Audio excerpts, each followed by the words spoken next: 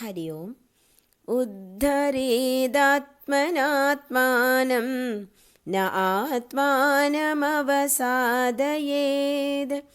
ആത്മൈവ ഹ്യാത്മനോ ബന്ധുർ ആത്മൈവ റിപുരാത്മനഃ. ആത്മാവിൻ്റെ ബന്ധുവും ആത്മാവിൻ്റെ ശത്രുവും ആത്മാവ് തന്നെയാണ്. ഹരി ഓം. ശ്രീമദ് ഭഗവത്ഗീത അധ്യായം 8 അക്ഷരബ്രഹ്മയോഗം. അക്ഷരം എന്നാൽ നശിക്കാത്തത്, ക്ഷരം നശിക്കുന്നത്. ഇവിടെ അക്ഷരമായ ബ്രഹ്മയോഗത്തെപ്പറ്റി പ്രതിപാദിക്കുന്നു. ഈ അധ്യായത്തിന് താരക ബ്രഹ്മയോഗം എന്നും പേരുണ്ട്. ഇത് ജീവനെ ഒരു നക്ഷത്രം പോലെ അഥവാ പ്രകാശപുഞ്ചം പോലെ മുന്നോട്ട് നയിക്കുന്നത് കൊണ്ട് താരക ബ്രഹ്മയോഗം എന്ന പേര് അനുയോജ്യമായിരിക്കുന്നു. കഴിഞ്ഞ അധ്യായത്തിലെ അവസാനത്തെ 2 ശ്ലോകങ്ങളിൽ പ്രയോഗിച്ച പുതിയ സാങ്കേതിക പദങ്ങളുടെ അർത്ഥം അർജുനന് വ്യക്തമായില്ല. അവയെ ഒന്ന് വിശദീകരിക്കണം എന്ന അർജുനൻ്റെ അപേക്ഷയോടെയാണ് ഈ അധ്യായം ആരംഭിക്കുന്നത്. അർജുനൻ ചോദിക്കുന്നു, ബ്രഹ്മം എന്നാൽ എന്താണ്? അധ്യാത്മം എന്നാൽ എന്ത്? കർമ്മം എന്താണ്? അതിഭൂതം എന്നാൽ എന്താണ്? അതിദൈവം എന്ന് പറയുന്നത് ഏതിനെയാണ്? ഇവിടെ ഈ ദേഹത്തിൽ ഹേ കൃഷ്ണ, അതിയജ്ഞൻ ആരാണ്? എങ്ങനെയാണ് അത് വർത്തിക്കുന്നത്? മരണസമയത്ത് യോഗികൾ ഇവ എങ്ങനെ അറിയുന്നു? ഭഗവാൻ മറുപടി പറയുന്നു. ശ്രീ ഭഗവാനുവാച അക്ഷരം ബ്രഹ്മ പരമം സ്വഭാവോധ്യാത്മമുച്യതേ ഭൂതഭാവോദ്ഭവകരോ വിസർഗകർമ്മ സംസ്ഥിതഃ അധിഭൂതം ക്ഷരോ ഭാവ പുരുഷശ്ചാധിദൈവതം അധിയജ്ഞോഹമേവാത്ര ദേഹേ ദേഹഭൃതാംബര. പരമോത്കൃഷ്ടവും നാശരഹിതവുമായതാണ് ബ്രഹ്മം. ബ്രഹ്മത്തിൻ്റെ സ്വഭാവത്തെ അഥവാ ജീവഭാവത്തെയാണ് അധ്യാത്മം എന്ന് പറയുന്നത്. ജീവരാശികളുടെ ഉണ്മയ്ക്ക് ഹേതുവായ നിർമ്മാണാത്മകമായ ക്രിയയെ അഥവാ യജ്ഞത്തെയാണ് കർമ്മം എന്നതുകൊണ്ട് ഉദ്ദേശിക്കുന്നത്. നാശമുള്ളത് അതിഭൂതം, ശരീരം ക്ഷരമാണ്, ആത്മാവ് അക്ഷരമാണ്. പ്രകൃതി ശക്തികളിൽ കുടികൊള്ളുന്ന ആത്മചൈതന്യമാണ് അധിദൈവതം. അതായത് ഇന്ദ്രിയ മനോബുദ്ധികളിൽ കുടികൊള്ളുന്ന ശക്തിവിശേഷം. കണ്ണിലൂടെ രൂപത്തെ, ചെവിയിലൂടെ ശബ്ദത്തെ, ഇങ്ങനെ ഓരോ കരണത്തിലൂടെയും അതത് വിഷയത്തെ പ്രകാശിപ്പിക്കുന്ന ശക്തിവിശേഷം. ഈ ദേഹത്തിൽ ഭഗവാൻ തന്നെയാണ് അധിയജ്ഞൻ. ഇനി ആത്മനിഷ്ഠനെ ദേഹാന്ത്യത്തിൽ എന്ത് സംഭവിക്കുന്നു എന്ന് നോക്കാം. ഭഗവാൻ പറയുന്നു, ആരാണോ മരണസമയത്തും എന്നെ തന്നെ സ്മരിച്ചുകൊണ്ട് ദേഹം വിട്ടുപോകുന്നത് അവൻ എൻ്റെ അവസ്ഥയെ പ്രാപിക്കുന്നു, എന്നിൽ ലയിക്കുന്നു. ഇതിൽ സംശയമില്ല. പക്ഷേ ഒന്ന് ഓർക്കണം, എന്നും ഭഗവാനെ സ്മരിക്കുന്നവർക്ക് മാത്രമേ മരണസമയത്തും ഭഗവാനെ ഓർക്കാനായി സാധിക്കൂ. മരണസമയത്ത് ജീവൻ എന്തിനെ ഓർത്തുകൊണ്ട് ദേഹം വെടിയുന്നുവോ അതിനെ തന്നെ പ്രാപിക്കുമെന്നത് ഭാരതീയ ഋഷിമാരുടെ നിഗമനമത്രേ. യത് ഭാവ തത് ഭവതി. ഭഗവാൻ പറയുന്നു, അർജുന, എല്ലാ സമയവും എന്നെ സ്മരിക്കൂ, സ്വധർമ്മം അനുഷ്ഠിക്കൂ.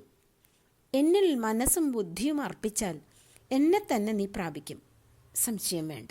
ദക്ഷരം വേദവിദോ വദന്തി വിശന്തി യദ്യതയോ വീതരാഗാ യദിച്ഛന്തോ ബ്രഹ്മചര്യം ചരന്തി തത്തേ പദം സംഗ്രഹേണ പ്രവക്ഷ്യേ.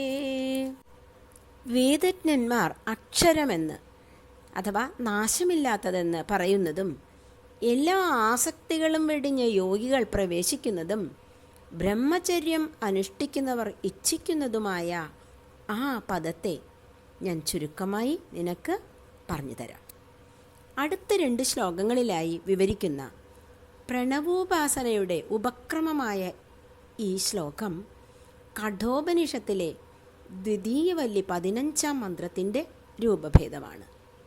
സർവദ്വാരാണി സംയമ്യ മനോഹൃദി നിരുദ്ധ്യ ച മൂർധ്ന്യാധായാത്മന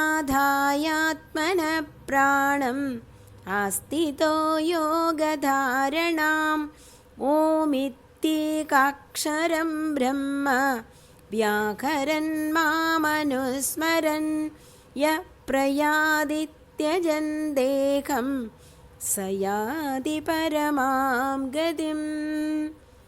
യാതൊരുവൻ എല്ലാ ഇന്ദ്രിയങ്ങളെയും, അതായത് ജ്ഞാനേന്ദ്രിയങ്ങളെയും കർമ്മേന്ദ്രിയങ്ങളെയും വിഷയങ്ങളിൽ നിന്ന് പിൻവലിച്ച് മനസ്സിനെ ഹൃദയത്തിൽ അടക്കി പ്രാണനെ മൂർധാവിൽ ഉറപ്പിച്ച് യോഗനിലയെ, അതായത് ചിത്തവൃത്തികളെ അന്തരാത്മാവിൽ ഉറപ്പിക്കുന്നതായ നില പ്രാപിച്ച് ബ്രഹ്മവാചകമായ ഓം എന്ന അക്ഷരത്തെ ഉച്ചരിച്ചുകൊണ്ടും എന്നെ ധ്യാനിച്ചുകൊണ്ടും ദേഹം വിട്ടു പോകുന്നുവോ അവൻ പരമപദത്തിൽ എത്തിച്ചേരുന്നു.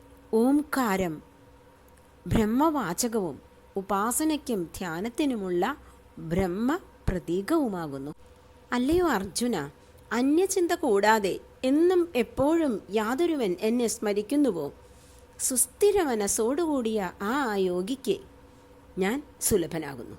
എന്നെ പ്രാപിച്ചിട്ട് പരമമായ സിദ്ധിയെ നേടിയ മഹാത്മാക്കൾ പിന്നെ ദുഃഖാലയവും നശ്വരവുമായ ജന്മത്തെ പ്രാപിക്കുന്നില്ല. ബ്രഹ്മലോകം വരെയുള്ള ലോകങ്ങൾ പുനർജന്മമുള്ളവയാണ്. എന്നെ പ്രാപിച്ചാലാകട്ടെ പിന്നെ ജന്മമുണ്ടാകുന്നതേയില്ല.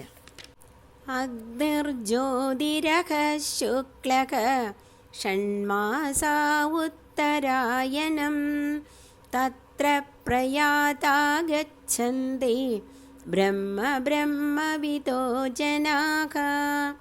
അഗ്നി ജ്വലിക്കുമ്പോഴും പ്രകാശം വ്യാപിച്ചിരിക്കുമ്പോഴും പകൽ സമയത്തും വെളുത്ത പക്ഷത്തിലും ഉത്തരായന കാലത്തും ശരീരം വിട്ടുപോകുന്ന ബ്രഹ്മജ്ഞാനികൾ ബ്രഹ്മത്തെ തന്നെ പ്രാപിക്കുന്നു. ശുക്ലഗതി, കൃഷ്ണഗതി എന്നീ 2 മാർഗങ്ങൾ ലോകത്തിൽ എക്കാലത്തും നിലവിലുള്ളതായി കണക്കാക്കപ്പെടുന്നു. ആദ്യത്തെ മാർഗത്തിൽ കൂടി പുനരാവൃത്തിയില്ലാത്ത പരമപദത്തെ അഥവാ മോക്ഷത്തെ പ്രാപിക്കുന്നു. മറ്റേതിൽ കൂടി പോകുന്നവർ വീണ്ടും ജന്മമെടുത്ത് സംസാരത്തിലേക്ക് തിരിച്ചു വരികയും ചെയ്യുന്നു. യോഗമാഹാത്മ്യം ഒന്നുകൂടി ഊന്നിപ്പറഞ്ഞുകൊണ്ട് അധ്യായം ഉപസംഹരിക്കുന്നു. വേദേഷു യജ്ഞേഷു തപസ്സു ചൈവ ദാനേഷു യത് പുണ്യഫലം പ്രതിഷ്ഠം അത്യേതി തൽസർവമിദം വിദിത്വാ യോഗീ പരം സ്ഥാനമുപൈതി ചാദ്യം. വേദാധ്യയനം, യജ്ഞാചരണം, തപോനുഷ്ഠാനം, സത്പാത്രദാനം ഇവ കൊണ്ട് ലഭിക്കുമെന്ന് ശാസ്ത്രങ്ങൾ ഘോഷിക്കുന്ന പുണ്യഫലങ്ങളുണ്ടല്ലോ, അതൊക്കെയും ശുക്ലകൃഷ്ണ മാർഗങ്ങളുടെ രഹസ്യമറിയുന്ന ധ്യാനയോഗി അതിക്രമിക്കുകയും സർവത്തിനും മൂലമായ പരമപദം പ്രാപിക്കുകയും ചെയ്യുന്നു. ശുക്ലഗതി അഥവാ ദേവയാനം എന്നാൽ ജ്യോതിസിലേക്ക് നയിക്കുന്ന മാർഗം. കൃഷ്ണഗതി അഥവാ പിതൃയാനം എന്നാൽ തമസിലേക്ക് നയിക്കുന്ന മാർഗം. ശുക്ലഗതി മോക്ഷമാർഗത്തിലേക്കും കൃഷ്ണഗതി ബന്ധമാർഗത്തിലേക്കും നയിക്കുന്നു. വേദങ്ങളും യജ്ഞങ്ങളും തപസ്സുകളും ദാനങ്ങളും മറ്റും നൽകുന്ന പുണ്യഫലങ്ങൾ പുനരാവൃത്തിരഹിതമായ പരമപദപ്രാപ്തി നൽകുന്നില്ലെന്നും ആ ഫലങ്ങളെയും അതിക്രമിച്ചാൽ മാത്രമേ ബ്രഹ്മസായുജ്യം ലഭിക്കുകയുള്ളൂ എന്നുമാണ് ഇതിൽ നിന്നും അർത്ഥമാക്കേണ്ടത്. ഇവിടെ അക്ഷരബ്രഹ്മയോഗം എന്നതിന് അക്ഷരബ്രഹ്മയാനം, അതായത് അക്ഷരബ്രഹ്മത്തിലേക്കുള്ള വഴി എന്നാണ് അർത്ഥമാക്കുന്നത്. അക്ഷരബ്രഹ്മത്തെ നിരന്തരം സ്മരിക്കുന്നവർക്ക് പോക്കും വരവുമില്ല. ദേഹം വിടുമ്പോൾ അവർ ബ്രഹ്മത്തിൽ ലയിച്ചു ചേരുന്നു. ഇതോടെ അർജുനൻ അധ്യായ ആരംഭത്തിൽ ചോദിച്ച എല്ലാ ചോദ്യങ്ങൾക്കും ഭഗവാൻ ഉത്തരം നൽകി കഴിഞ്ഞിരിക്കുന്നു. ഹരി ഓം. യൻ ശബ്ദം തവ മന്ത്രം എൻ കരകർമ്മൗഘം ത്വദീയാർച്ചനം സഞ്ചാരങ്ങൾ പ്രദക്ഷിണങ്ങൾ അശനം ഹോമം ശ്രുതം കീർത്തനം ശയ്യാവേശനമോ നമസ്കൃതിയുമെല്ലാം സമർപ്പിക്കുമെൻ സർവാംഗക്രിയ പൂജയായി കരുതണേ ശ്രീ പാർത്ഥസാരഥേ. ഓം നമോ ഭഗവതേ വാസുദേവായ. ശ്രീമദ് ഭഗവത്ഗീത അഷ്ടമോധ്യായഃ അക്ഷരബ്രഹ്മയോഗഃ. അർജുന ഉവാച കിം തദ്ബ്രഹ്മ കിമധ്യാത്മം കിം കർമ്മ പുരുഷോത്തമാ അധിഭൂതം ച കിം പ്രോക്തം അധിദൈവം കിമുച്യതേ അധിയജ്ഞ കഥം കോത്ര ദേഹേസ്മിൻ മധുസൂദന പ്രയാണകാലേ ച കഥം നേയോസി നിയതാത്മഭിഃ. ശ്രീഭഗവാനുവാച അക്ഷരം ബ്രഹ്മ പരമം സ്വഭാവോധ്യാത്മമുച്യതേ ഭൂതഭാവോദ്ഭവകരോ വിസർഗകർമ്മ സംജ്ഞിതഃ അധിഭൂതം ക്ഷരോ ഭാവഃ പുരുഷശ്ചാധിദൈവതം അധിയജ്ഞോഹമേവാത്ര ദേഹേ ദേഹഭൃതാം വര അന്ധകാലേ ച മാമേവ സ്മരൻ മുക്ത്വാ കളേബരം യ പ്രയാതി സമദ്ഭാവം യാതി നാസ്ത്യത്ര സംശയഃ. യം യം വാഭിസ്മരൻ ഭാവം ത്യജത്യന്തേ കളേബരം തം തമേവൈതി കൗന്ദേയ സദാ തദ്ഭാവഭാവിതഃ. തസ്മാത് സർവേഷു കാലേഷു മാമനുസ്മരയുധ്യ ച മയ്യർപ്പിതമനോ ബുദ്ധിർ മാമേ വൈശ്യസ്യ സംശയഃ. അഭ്യാസയോഗയുക്തേന ചേതസാ നാന്യഗാമിനാ പരമം പുരുഷം ദിവ്യം യാതി പാർത്ഥാനുചിന്തയൻ.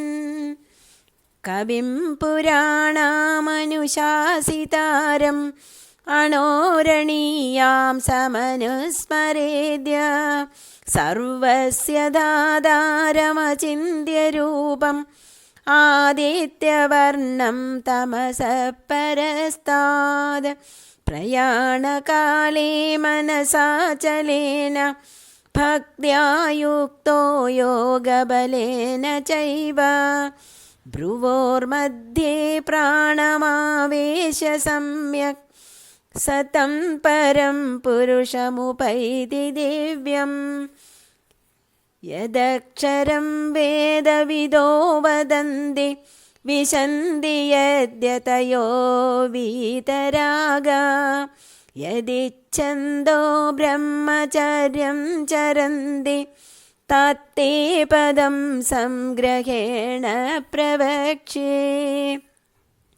സർവദ്വാരാണി സംയമ്യ മനോകൃതി നിരുധ്യ ച മൂർധ്ന്യാധായാത്മനഃ പ്രാണം ആസ്ഥിതോ യോഗധാരണാം ഓമിത്യേതദുച്ചാര്യ प्रत्येकाक्षरं ब्रह्म व्याकरन् मामनुस्मरन् य प्रयादित्यजन् देकं स याति परमां गतिम् अनन्यचेता सततं यो मां स्मरति नित्यशः तस्याहं सुलभः पार्थ नित्ययुक्तस्य योगिनः मामुपेत्य पुनर्जन्म दुःखालयमशाश्वतं नाप्नुवन्ति महात्मानः संसिद्धिं परमां गताः